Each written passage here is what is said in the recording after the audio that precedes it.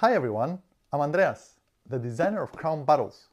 Today I'm excited to share with you some of my favorite trick-taking strategies. I would love to hear about your strategies in the comments below as well. I have organized these strategies into few key categories. Let's dive in. Number 1 is adjust your bids based on other players' bids. So if everyone is bidding high, consider bidding lower, and if others are bidding low, you can be more aggressive. Let's say you are the last player to bid on a round where 5 cards are dealt per person, meaning that the most tricks that can be won in this round are 5, as shown in this round tracker.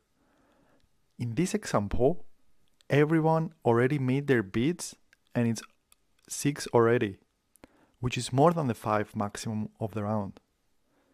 In this case, I will bid a bit less than usual and maybe even double bid. It's better to secure a few points than risk getting nothing. And the same goes with the opposite. Let's say everybody is bidding really low in the round where everyone is dealt 5 cards and the maximum amount of tricks to be won is 5. In this example, everyone already made their bids and it's 2 in total, which is less than the 5 maximum of the round. This information can tell us that the competition to win tricks in this round is low. So you can then be a bit more aggressive and bid higher than usual because you know that everybody else has to bid low for the round. Let's assume that you're in a round where you're bidding first, so you don't have any information of other players' bids yet. If you have limited information of others' bids, and if you also don't have any special cards like peasants, dragons, or golems that can help you win in a difficult situation, it's better to play it safe with a double bid. For example, you can bid 0 to 1 or 1 to 2, depending on how aggressive you want to go.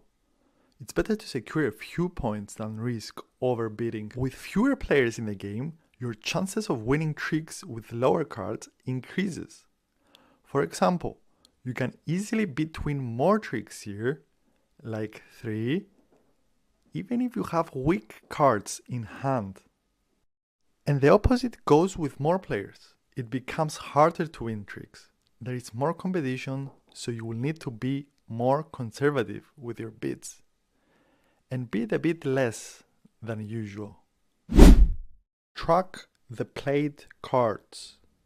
If you can track the numbers that have been played in the round, for example, in this trick, the numbers 12 and 13 of blue suit have been played before, you can be confident that your 11 is now the strongest card in that suit, which can give you a win of a trick in the future.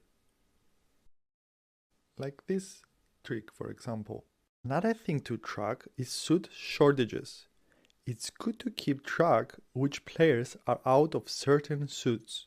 For example, in this case, nobody has the yellow suit because they are not able to follow. So this can give you confidence that your yellow suits will not be able to followed by your opponents, which can help you make better decisions in future tricks.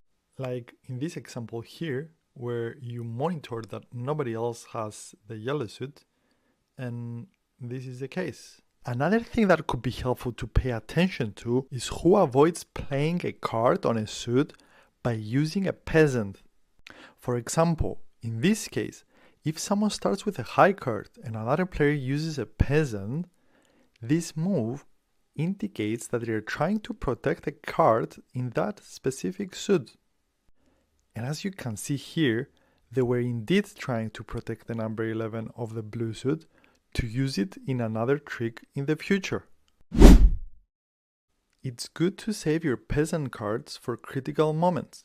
For example, in this case, a peasant can help you avoid playing your strong cards and save them for future tricks. In this trick here, if you didn't have a peasant, you will have to lose your number 12 of blue suit.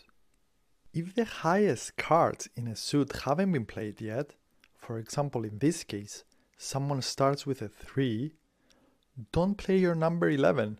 since you can risk losing it to higher cards that might be in this round. It's better to play it safe and wait for higher numbers to be played first, which increases your chances of winning another trick. When you are holding a sequence of high cards and you have planned to win some of them, you can start with your lowest card first so you don't draw much attention and ensure the win of a trick. And then later, in another trick, you can bait with your higher cards so that you can make other players give their strongest cards. If you must win an unwanted trick with a weak card, like in this example here, where everyone plays very low in a suit that you have, and you are forced to play your low card and win the trick, then it's better to use your dragon card to win the trick, which will make it easier for you to discard your weaker cards later on.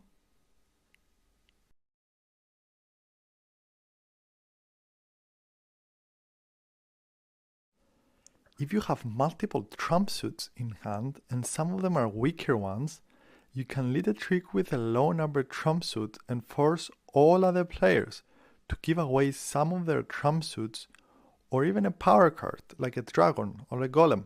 You can then increase your chances of winning a trick later on. When you have very few cards in a specific suit and no special cards to back them up, those cards can easily be lost when somebody leads with that suit. So don't rely too heavily on them when bidding because you can easily lose them.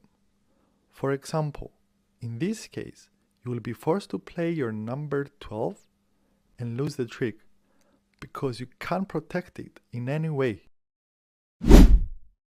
Don't wait until the end to win a trick.